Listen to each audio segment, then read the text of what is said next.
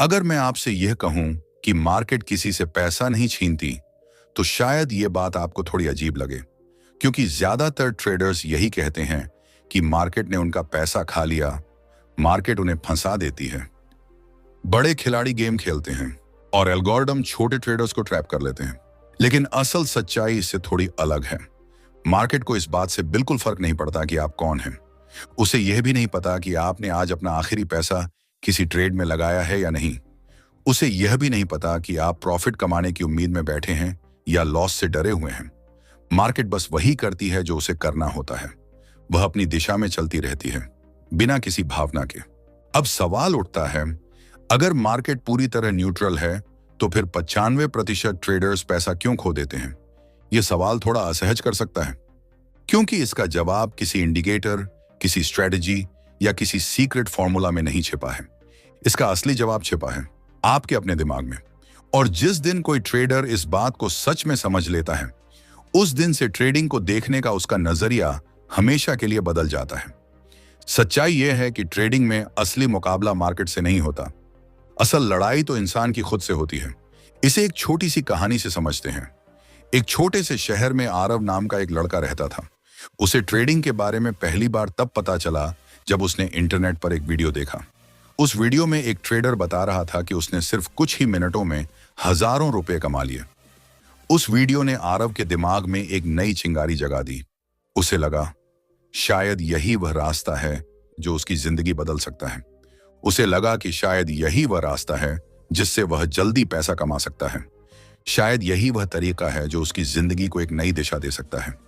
उसने धीरे धीरे चार्ट्स देखना शुरू किया, कैंडल्स को समझने की कोशिश करने लगा, यूट्यूब पर वीडियो देखने लगा और लगभग हर दिन कोई नई स्ट्रेटजी सीखने लगा। शुरुआत में उसे सब कुछ बहुत आसान लग रहा था, क्योंकि ज्यादातर वीडियो में यही बताया जाता था कि अगर आपको सही स्ट्रेटजी मिल जाए तो फिर प्रॉफिट कमाना मुश्किल नहीं रहता।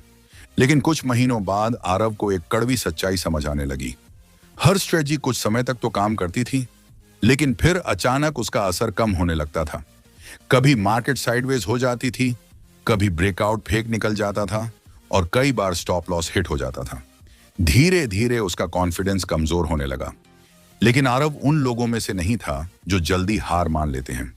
उसने सोचा, शायद समस्या स्ट्रेटजी में नहीं है, बल्कि उसकी समझ में है।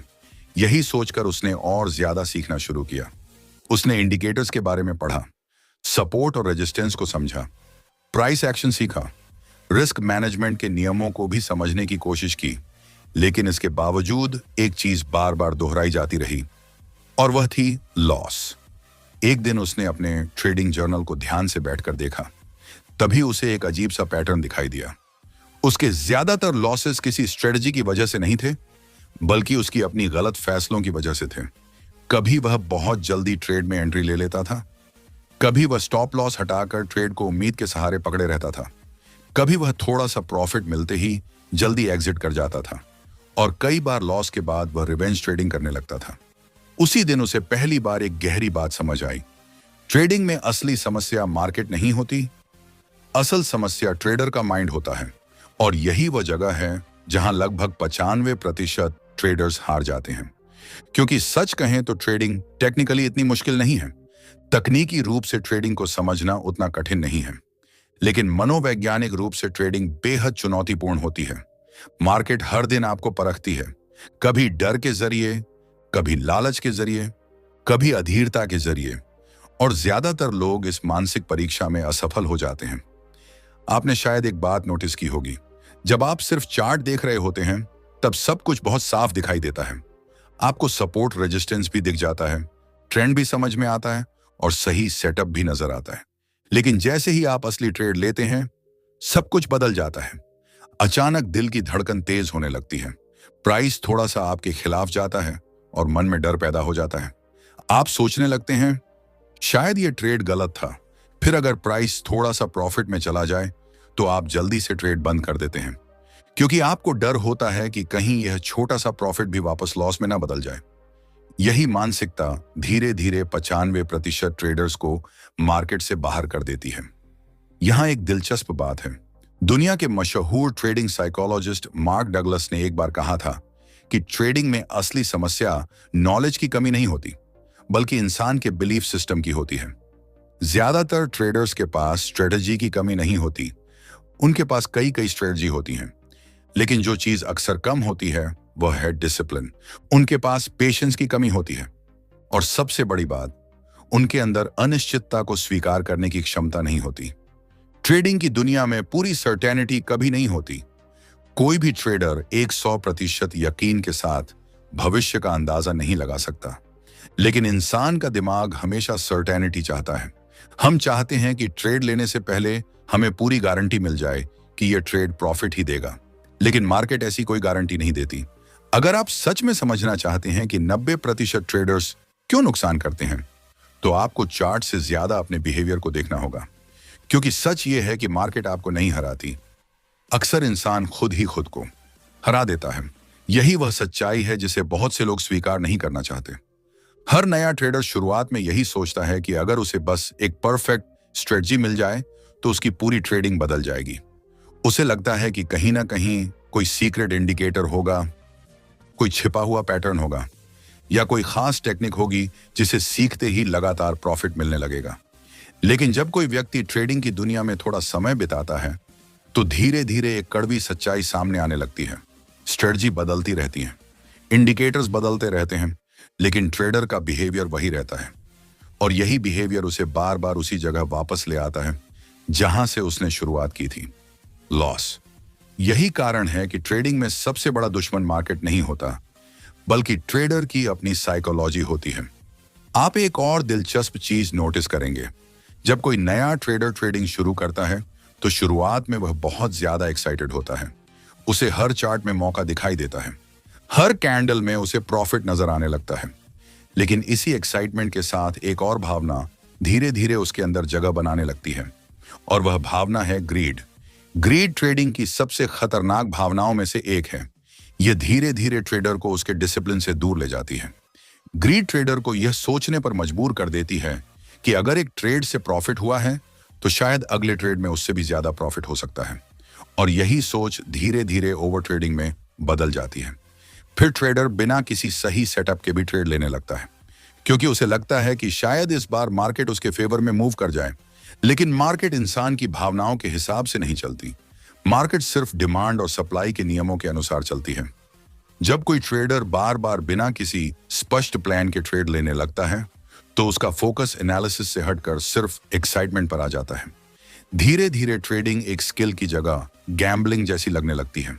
और यही वह मोड़ होता है जहां लगभग 95% ट्रेडर्स अपना कैपिटल धीरे धीरे खत्म कर बैठते हैं।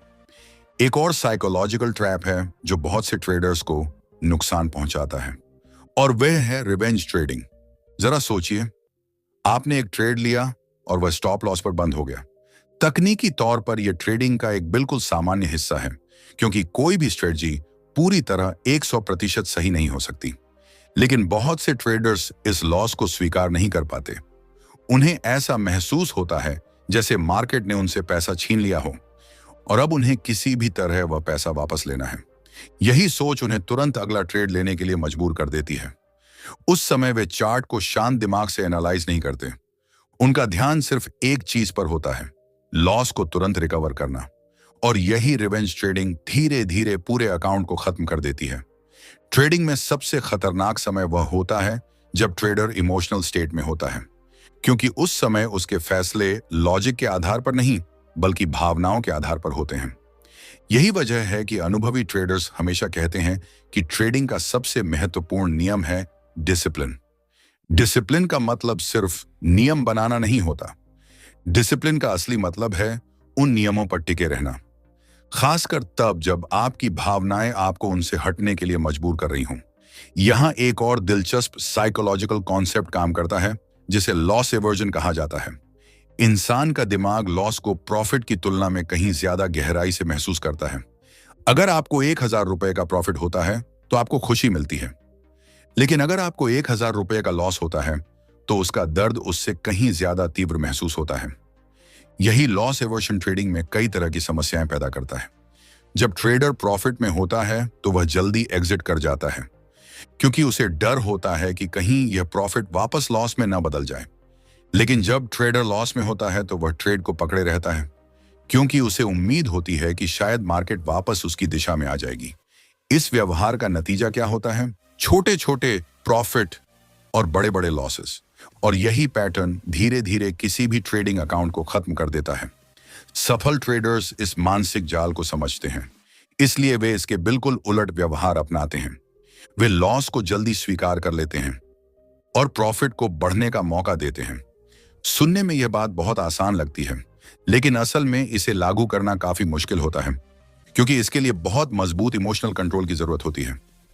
कई ट्रेडर्स एक और गलती करते हैं जिसे इल्यूजन ऑफ कंट्रोल कहा जाता है। उन्हें लगता है कि अगर वे ज्यादा चार्ट्स देखेंगे, ज्यादा इंडिकेटर्स इस्तेमाल करेंगे और ज्यादा एनालिसिस करेंगे तो वे मार्केट को पूरी तरह कंट्रोल कर पाएंगे। लेकिन असलियत इससे बिल्कुल अलग होती है, क्योंकि मार्केट को पूरी तरह समझना या कंट्रोल करना किसी के बस की बात नहीं है। और यहीं से ट्रेडिंग की असली कहानी आगे शुरू होती है। अब असली सवाल यह उठता है कि अगर 95% ट्रेडर्स मार्केट में नुकसान करते हैं तो आखिर वह 5% लोग क्या अलग करते हैं? क्या उनके पास कोई सीक्रेट स्ट्रेटजी होती है? क्या उन्हें पहले से पता होता है कि मार्केट आगे क्या करने वाली है? या फिर उनके पास कोई ऐसा इंडिकेटर होता है जो बाकी लोगों के पास नहीं होता? असल सच्चाई इससे काफी अलग है। उन सफल ट्रेडर्स मार्केट को एक अलग नजरिए से देखते हैं। वे मार्केट को अपना दुश्मन नहीं मानते, बल्कि वे उसे एक टीचर की तरह देखते हैं। हर लॉस उनके लिए एक सीख बन जाता है, जबकि ज्यादातर ट्रेडर्स लॉस को एक तरह की बेइज्जती समझ लेते हैं। जब उन्हें नुकसान होता है तो वे मार्केट को दोष देने लगते हैं, कभी ब्रोकर को ब्लेम करते हैं तो कभी मैनिपुलेशन की बातें करने लगते हैं। लेकिन सफल ट्रेडर्स ऐसा नहीं करते। वे अपने लॉस को शांत दिमाग से एनालाइज करते हैं। वे खुद से सवाल पूछते हैं, क्या उन्होंने अपने ट्रेडिंग प्लान को सही तरीके से फॉलो किया था? क्या उन्होंने डिसिप्लिन बनाए रखा था? यही सेल्फ एनालिसिस धीरे धीरे उन्हें बेहतर ट्रेडर बनाता है। एक और बड़ा फर्क पेशेंस का होता है। ज्यादातर ट्रेडर्स हमेशा मार्केट में एक्शन ढूंढते रहते हैं। उन्हें लगता है कि अगर वे ज्यादा ट्रेड्स लेंगे तो प्रॉफिट भी जल्दी आएगा। लेकिन असलियत यह है कि मार्केट हर समय मौका नहीं देती। कई बार सबसे अच्छा फैसला यह होता है कि आप कोई ट्रेड ही ना लें। सुनने में यह बात बहुत आसान लगती है, लेकिन असल में इसे करना काफी मुश्किल होता है, क्योंकि जब कोई ट्रेडर लंबे समय तक चार्ट के सामने बैठा होता है तो उसके दिमाग में लगातार एक आवाज आती रहती है, शायद अभी कोई मौका बन जाए, शायद अभी कोई बड़ा मूव शुरू हो जाए। यही अधीरता बहुत से ट्रेडर्स को गलत ट्रेड्स लेने पर मजबूर कर देती है। लेकिन सफल ट्रेडर्स इस जाल को समझते हैं। वे जानते हैं कि ट्रेडिंग में इंतजार करना भी एक स्किल है। वे घंटों तक चार्ट देखते हैं, लेकिन ट्रेड तभी लेते हैं जब उनका सेटअप बिल्कुल साफ और स्पष्ट होता है। यही पेशेंस उन्हें बाकी ट्रेडर्स से अलग बनाती है। यहां एक और मानसिक फैक्टर काम करता है जिसे कॉन्फर्मेशन बायस कहा जाता है। जब कोई ट्रेडर किसी ट्रेड के बारे में फैसला कर लेता है तो वह अक्सर सिर्फ वही जानकारी ढूंढने लगता है जो उसके फैसले को सही साबित करे। अगर उसे बाय करना है तो वह सिर्फ बुलिश सिग्नल्स पर ध्यान देगा। अगर उसे सेल करना है तो वह सिर्फ बेरिश संकेतों को देखेगा। लेकिन मार्केट किसी की उम्मीदों के हिसाब से नहीं चलती। सफल ट्रेडर्स इस बायस को समझते हैं, इसीलिए वे हमेशा खुद से एक सवाल पूछते हैं, क्या मेरा एनालिसिस गलत भी हो सकता है? यही कारण है कि वे हमेशा स्टॉप लॉस का इस्तेमाल करते हैं। उनके लिए स्टॉप लॉस सिर्फ रिस्क मैनेजमेंट का टूल नहीं होता, यह एक याद दिलाने वाला नियम होता है कि मार्केट में कोई भी ट्रेडर हमेशा सही नहीं हो सकता। एक और चीज है जो 95% ट्रेडर्स को नुकसान पहुंचाती है, और वह है दूसरों का प्रभाव, यानी सोशल इन्फ्लुएंस। आज के समय में ट्रेडिंग से जुड़ी जानकारी हर जगह आसानी से मिल जाती है। यूट्यूब हो, टेलीग्राम हो या इंस्टाग्राम, हर प्लेटफॉर्म पर कोई ना कोई ट्रेडिंग टिप्स और स्ट्रेटजी शेयर कर रहा होता है। एक नया ट्रेडर जब यह सब देखता है तो अक्सर कंफ्यूज हो जाता है। कभी वह किसी इन्फ्लुएंसर की स्ट्रेटजी फॉलो करने लगता है और अगले ही दिन किसी दूसरे की। धीरे धीरे उसका ध्यान असली सीखने से हटकर सिर्फ कॉपी करने पर आ जाता है। लेकिन ट्रेडिंग में ब्लाइंड कॉपी करना शायद ही कभी काम करता है, क्योंकि हर इंसान का रिस्क टॉलरेंस अलग होता है। हर ट्रेडर की साइकोलॉजी अलग होती है। जो स्ट्रेटजी किसी और के लिए काम कर रही हो, यह जरूरी नहीं कि वही आपके लिए भी सही साबित हो। सफल ट्रेडर्स इस बात को अच्छी तरह समझते हैं। वे दूसरों की स्ट्रेटजी को आंख बंद करके फॉलो नहीं करते। इसके बजाय वे धीरे धीरे अपनी समझ विकसित करते हैं। और अपने खुद के नियम बनाते हैं। एक और छिपा हुआ कारण है जिसकी वजह से ज्यादातर ट्रेडर्स नुकसान करते हैं, और वह है अनरियलिस्टिक एक्सपेक्टेशंस। बहुत से लोग ट्रेडिंग में इसलिए आते हैं क्योंकि उन्हें लगता है कि यह जल्दी अमीर बनने का तरीका है। उन्हें लगता है कि कुछ ही महीनों में वे फाइनेंशियल फ्रीडम हासिल कर लेंगे, लेकिन असलियत इससे काफी अलग होती है। ट्रेडिंग एक बिजनेस की तरह है, और हर बिजनेस को स्थिर और सफल बनने में समय लगता है। सफल ट्रेडर्स ट्रेडिंग को एक मैराथन की तरह देखते हैं, न कि एक तेज स्प्रिंट की तरह। वे जानते हैं कि कंसिस्टेंसी रातों रात नहीं बनती। इसके लिए लगातार प्रैक्टिस, धैर्य और मजबूत डिसिप्लिन की जरूरत होती है। लेकिन बहुत से लोग इस प्रक्रिया से गुजरना ही नहीं चाहते। वे जल्दी रिजल्ट्स चाहते हैं, और जब उन्हें तुरंत परिणाम नहीं मिलते तो वे ट्रेडिंग छोड़ देते हैं। यहाँ एक दिलचस्प विरोधाभास भी देखने को मिलता है। आखिर में सबसे बड़ा सवाल यही रह जाता है, अगर 95% ट्रेडर्स हारते हैं, तो क्या बाकी 5% ट्रेडर्स किसी अलग ही दुनिया में रहते हैं, या फिर उन्होंने बस कुछ ऐसी बातें समझ ली हैं जिन्हें बाकी लोग समझ ही नहीं पाते। सच तो यह है कि सफल ट्रेडर्स कोई सुपर ह्यूमन नहीं होते। वे भी वही डर महसूस करते हैं, वे भी उसी अनिश्चितता का सामना करते हैं, और वे भी वही लॉसेस झेलते हैं जो हर ट्रेडर झेलता है। लेकिन फर्क सिर्फ इतना होता है कि उन्होंने अपने इमोशंस के साथ जीना सीख लिया होता है। उन्होंने यह स्वीकार कर लिया होता है कि ट्रेडिंग में पूरी सर्टेनिटी कभी नहीं होती, यहां सिर्फ प्रोबेबिलिटी होती है। यही स्वीकार करने की क्षमता उन्हें बाकी ट्रेडर्स से अलग बनाती है। ज्यादातर लोग मार्केट में प्रेडिक्शन करने के लिए आते हैं। वे चाहते हैं कि उन्हें पहले से पता चल जाए कि मार्केट ऊपर जाएगी या नीचे। लेकिन यहीं से उनकी सबसे बड़ी गलती शुरू हो जाती है। लेकिन सफल ट्रेडर्स भविष्य को बिल्कुल सटीक तरीके से बताने की कोशिश नहीं करते। वे प्रेडिक्शन पर नहीं, बल्कि तैयारी पर ध्यान देते हैं। वे पहले से अलग अलग सिनारियो बनाकर चलते हैं। वे सोचते हैं कि अगर मार्केट ऊपर की तरफ जाती है तो उनका प्लान क्या होगा, और अगर नीचे की तरफ जाती है तो वे कैसे रिएक्ट करेंगे। यही फ्लेक्सिबिलिटी उन्हें लंबे समय तक टिके रहने में मदद करती है। जब कोई ट्रेडर कठोर सोच से बाहर निकलता है तो उसके फैसले लेने की क्षमता भी बेहतर होने लगती है। यहां एक और गहरी सच्चाई छिपी होती है जिसे बहुत कम लोग समझ पाते हैं। ट्रेडिंग में कंसिस्टेंसी किसी स्ट्रेटजी से नहीं आती, बल्कि आदतों से आती है। अगर कोई ट्रेडर रोज डिसिप्लिन के साथ ट्रेड करता है, रिस्क मैनेजमेंट को फॉलो करता है और अपने बनाए हुए नियमों का सम्मान करता है, तो धीरे धीरे उसका परफॉर्मेंस बेहतर होने लगता है। लेकिन अगर ट्रेडर हर दिन नया एक्सपेरिमेंट करता है, हर दिन स्ट्रेटजी बदलता है और भावनाओं के हिसाब से ट्रेड लेता है, तो कंसिस्टेंसी कभी नहीं बन पाती।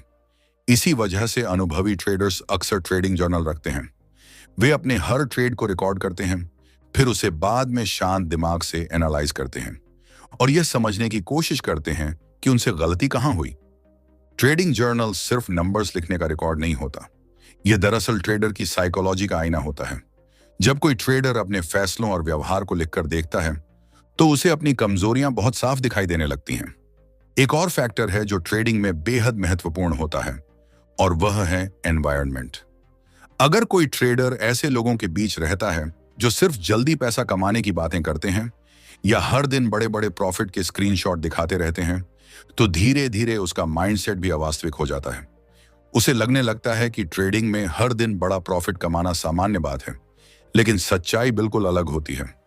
मार्केट में कंसिस्टेंसी छोटे छोटे लेकिन डिसिप्लिन वाले कदमों से बनती है। सफल ट्रेडर्स चमकदार और अचानक मिलने वाले प्रॉफिट के पीछे नहीं भागते।